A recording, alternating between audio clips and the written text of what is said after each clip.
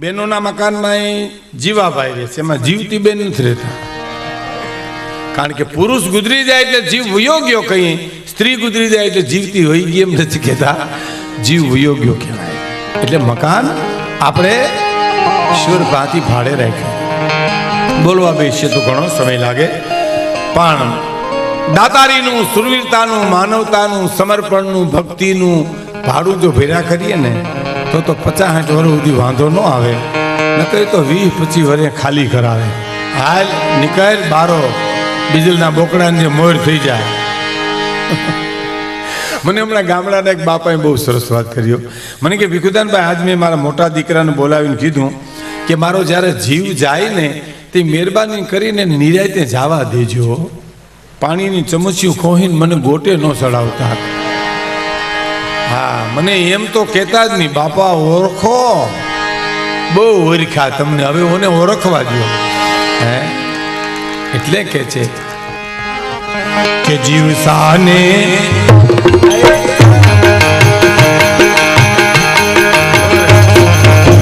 આજે મજા છે ને, બહુ અમારી અંદરની હુમાણ છે.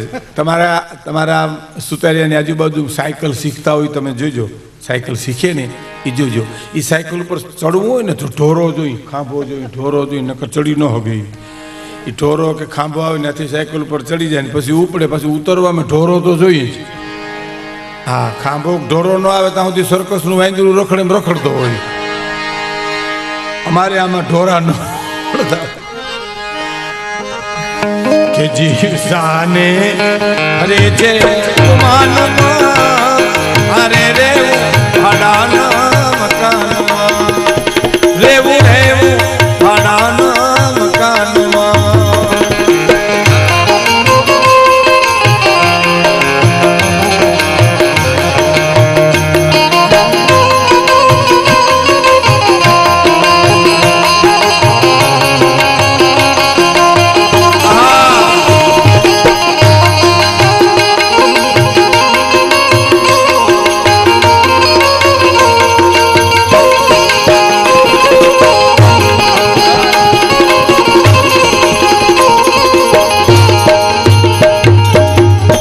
સાંભળજો શું કે છે કે લે છે જમણા જાલી, તારે કરવું પડશે પલમાં ખાલી.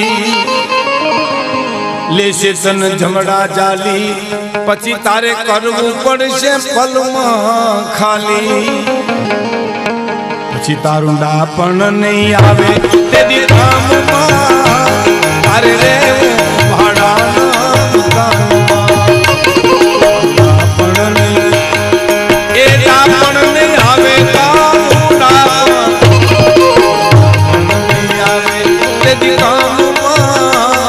અરે રે ભાડાના મકાનમાં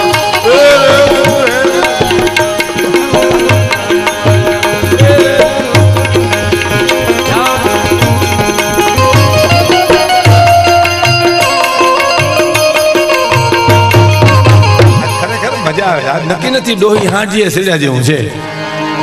હા હા, એક ડોહીમાં એમાં તો મોટરમાં બેઠી, ખટારામાં બેઠી, ટ્રેનમાં બેઠી, પણ કોઈ દી હાંડીએ નથી બેઠી.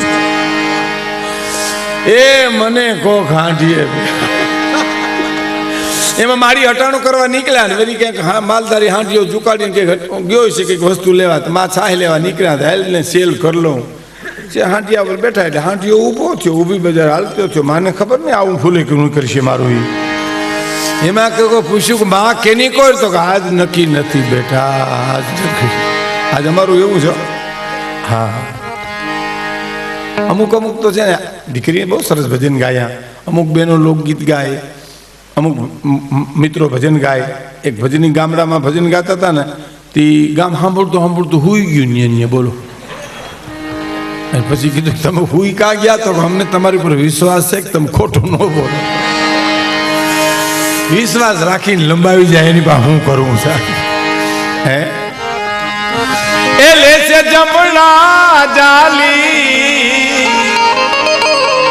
પછી તારે કરવું પડશે પલમાં ખાલી. હા, ક્યાં વાત. એક જણે બંગલો બનાવ્યો 70-80 લાખનો. હવે આપણે હું કામ ઓછા કહેવા જોઈએ. આપણે ક્યાંય ઉછીના દીધા નથી, હેઠું હું આગળ ભોગવી. અને એમાં સાધુ પધાર્યા સાહેબ. એ સાધુ પધાર્યા એટલે એ બંગલો બતાવ્યા કરે, આ મારા દીકરાનો રૂમ, આ મારા મોટા દીકરાનો રૂમ, આ મારા. હવે સાધુને શું એ બંગલામાં રસ હોય સાહેબ. પણ હવે તોય બિચારા આવ્યા એટલે બધું પાછો હું કે અમારે ક્યાંય બહાર ન જવું પડે બાપુ. ઘર ઘંટી લઈ લીધી, દલાવર ન જવું પડે, લુગડા ધોવાનું મશીન લઈ લીધું, લુગડા ધોવા ન જવું પડે, અને ફ્રીજ લઈ લીધું એટલે તાજા પાણી માટે ક્યાંય હળિયું કાઢ્યું ન પડે. બાપુ ઘડીએ ઘડીએ કે બાપુ અમારે બહાર ન જવું પડે. સાધુ કીધું કે તારે બહાર તો જવું પડશે. કે કા આમાં સમસાન નથી કર્યું ને, નહીં જા તો કાઢવો પડશે. હે કે કોઈ આજે કોઈ જાએ क्या है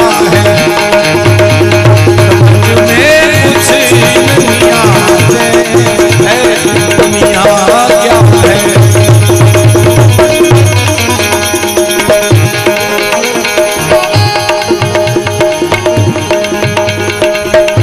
कि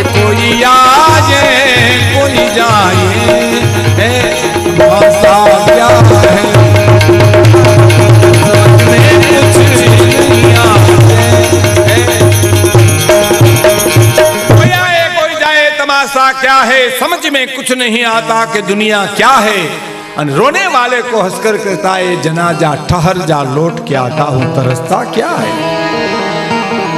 रोवा वाला ने जनाजो एम કહે છે કે તમને એમ કે આ મરી ગયો, અમે બધા મજા કરશું, હું તો અપડાઉન કરું છું, હમણાં લાઈન કતોડી હું રહું તમને. અને કબ્રસ્તાનના મયતને જનાજો આશ્વાસન આપે છે. આહા શું કહે છે ખબર? તને એમ કે હું ડટાઈ ગયો અને દુનિયા મજા કરશે એમ માનશો તો? હે હમણાં એક પછી એક તારી પાસે હું આવું છું. પણ એક ફકીરે મને બહુ સરસ વાત કરી, તમને કહું. સાધુ કો ફકીર કો એ તો બધું એક જ છે સાહેબ. કબીર કુआ સભી કા એક है, પનિહારી અને બર્તન સભી से न्यारे भई पर पानी सभी में है. એક ફકીરે મને બહુ સરસ વાત કરી. મને કે વિજ્ઞાનભાઈ, કબ્રસ્તાનમાં વસ્તી વધી છે પણ શાંતિ નથી ઘટી. કબ્રસ્તાન કયો શમશાન કયો, જન્મે છે મરે છે ને. કબ્રસ્તાનમાં વસ્તી વધી છે, શાંતિ નથી ઘટી.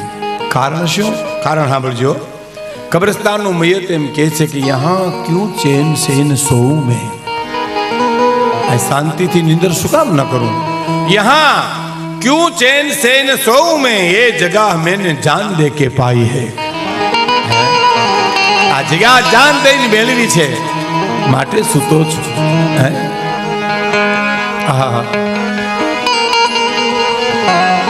तुझे तो शौक है हर चीज गिन गिन के लेने की,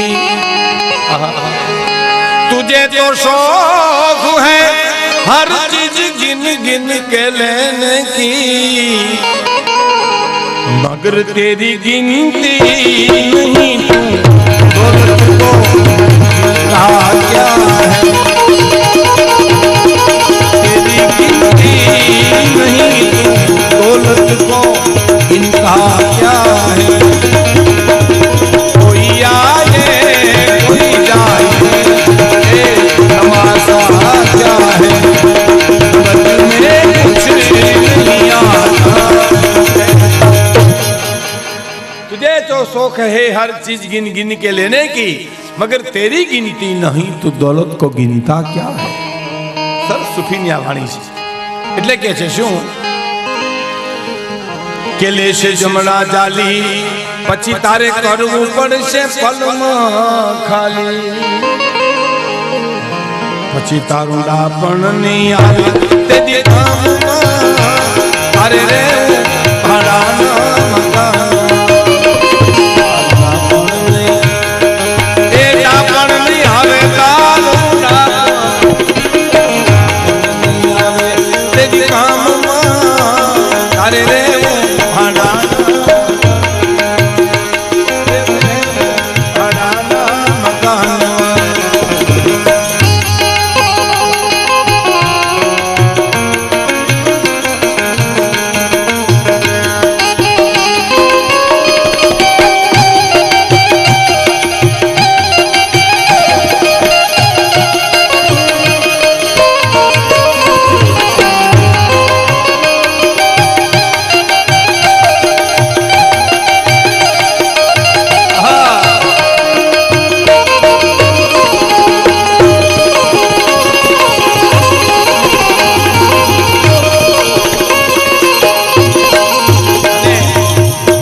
કડી બહુ સરસ છે કે જાણે મારું મકાન એને કર્યા રંગ ને રોગાન,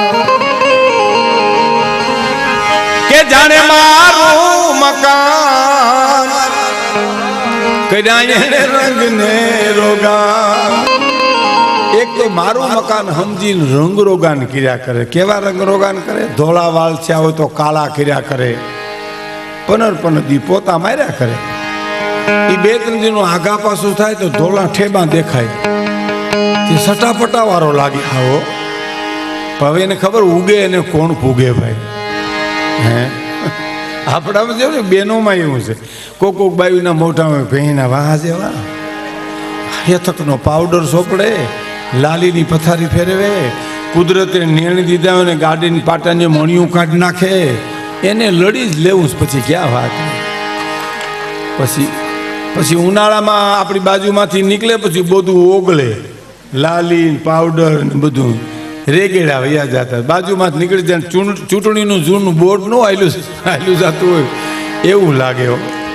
હા હા, ફેશન બહુ આવ્યો, બહુ ફેશન આવી. એ કાઠિયાવાડી બાપા મુંબઈ ગયા હતા ને, ક્રિકેટ જોવા લઈ ગયેલું. ક્રિકેટ તમને ખબર હોય ને તો અટાણ તો ટીવીમાં, પણ પહેલાં તો રેડિયોમાં કોમેન્ટ્રી સાંભળતા. અને ગામડામાં એક બાપાને કોમેન્ટ્રી સાંભળવાનો બહુ શોખ એ વખતે. અને ડોશીમાને ઝેરની જડી હાવ. હવે ઘરમાં રહેવું એટલે ક્લેશ કરાય ને, એટલે કાને રેડિયો રાખીને ધીમું ધીમું કોમેન્ટ્રી સાંભળે બાપા. અને એમાં ભાઈ માની તો ક્રિકેટર કોઈક આઉટ થયો અને બાપાથી રાયડ ન ખાઈ ગયો. હા હા હા હા હા. અને ડોહીમાં રોવડામાં કીધું લાગ્યો ને દડો માથામાં. સવારનું માથું ખોહીને બેઠા હતા, મને ખબર હતી ટકો રંગી નાખશે. એમાં એક કાઠિયાવાડી બાપાને મુંબઈમાં કોક ક્રિકેટ જોવા લઈ ગયો. એટલે બાજુમાં બેઠા હતા ને એને પૂછ્યું કે આ વયસમાં જે ઠેકડા મારે છોકરો છે છોકરી છે? અને હવે નથી ખબર પડતી હો છોકરો છોકરી. આ શહેરમાં તમે જુઓ ને તો કાંઈ ખબર જ નથી પડતી.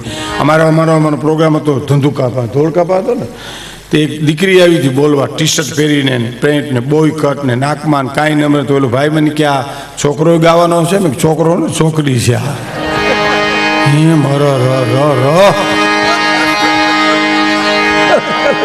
ખરેખર એટલે કે આ વયસમાં ઠેકડા મારો છોકરો છે છોકરી છે? તો કે છોકરો છે છોકરી નથી. તો કે તમે એના બાપા લાગો? તો હું એની બા છું. ઓહો, અહીંયા નો ઓળખાય, વાહ ક્યાંથી ફેશન બહુ આવ્યો.